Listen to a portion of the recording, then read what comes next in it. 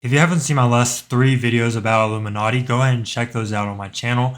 I'm not trying to promote myself, I'm just trying to let you guys get the context, because if you haven't seen what happened about Illuminati, you'll have no idea what I'm talking about in this video. This is a video about analyzing Illuminati's apology or exposed video, mainly calling out things that really didn't make sense in the exposed video, things that seem a little shady or slim, and I think Illuminati is really good at manipulating. Not only can she manipulate her audience on YouTube and on Twitter, she also manipulates her coworkers and friends. The first thing I want to call out is Illuminati apologized to Legal Eagle. I think she put this at the first part of the video because she wanted to manipulate the audience to show, hey, I'm a good human being. I found it kind of odd considering these friends and coworkers of her had serious allegations against Illuminati, and she starts off the video by something that's really nonchalant and something that actually sparked the drama to begin with.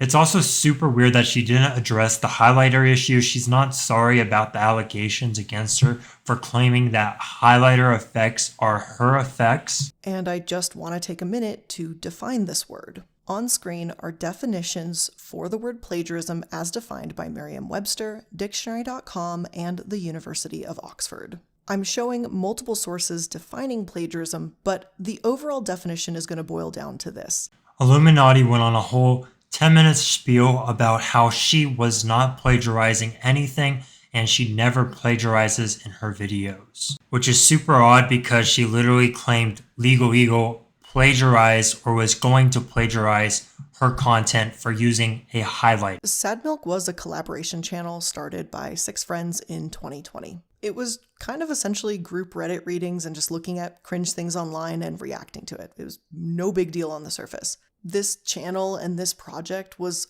just meant to be something goofy, easy, and kind of cringy, but a shared channel that we could all get a kick out of. This is where it gets weird and kind of backfires on Illuminati. According to Illuminati in her own words, Sad Milk was a channel. It really wasn't meant to be taken seriously. You know, it's just a channel that was laid back, easy, and just wanted to have fun.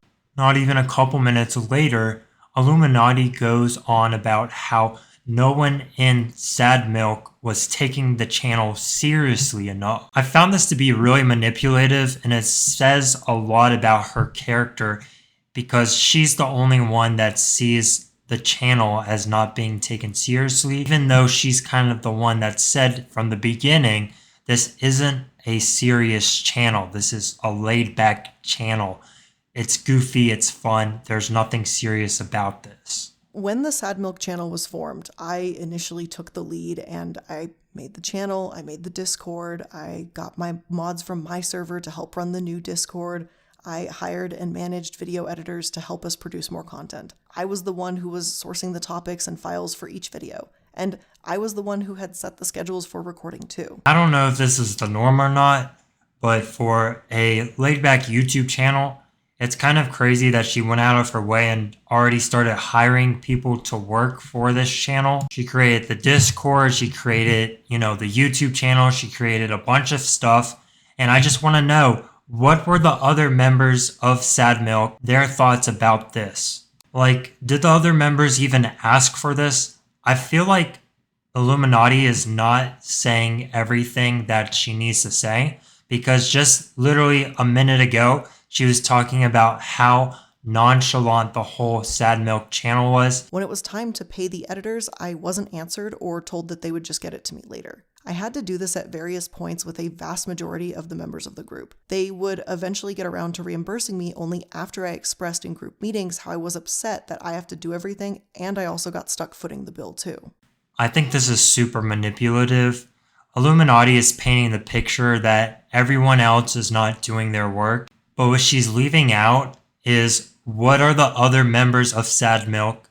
What are their thoughts about even hiring these editors or the way they are making this content? If they didn't agree to this, Illuminati, they could have started growing their channel, and Illuminati just started controlling everything. And that's when she started bringing in editors, and it just kind of pressurizes the group because maybe they didn't necessarily agree with those kind of things.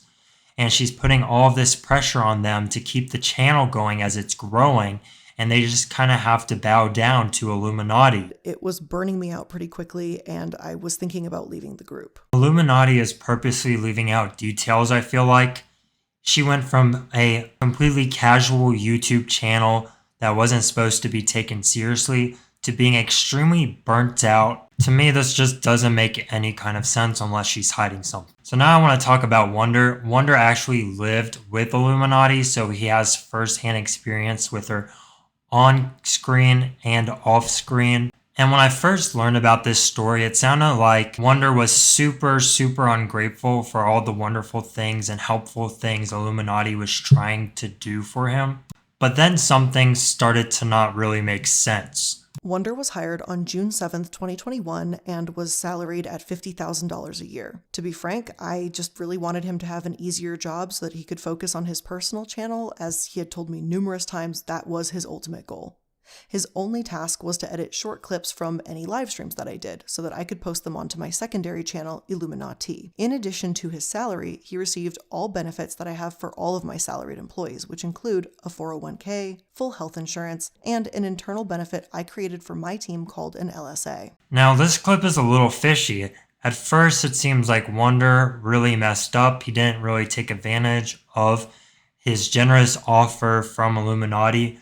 And let's be honest, he didn't have to do much and he was earning $50,000 a year. But the first thing I want to point out is Illuminaughtii had a meltdown over other members not paying their share when it came to hiring editors. How is Illuminaughtii comfortable paying this dude $50,000 a year when she claims that Wonder never completed anything on time and actually never completed any work? The content for Wonder to edit was dependent on me being able to live stream. During this time, I unfortunately only had 2 streams for him to work on, which Wonder would have been able to produce about 4 videos from. Wonder did not meet the deadlines for either stream. Despite this, I kept him on payroll. I continued his pay, even though no work had ever been completed. So Illuminaughtii got this guy free housing.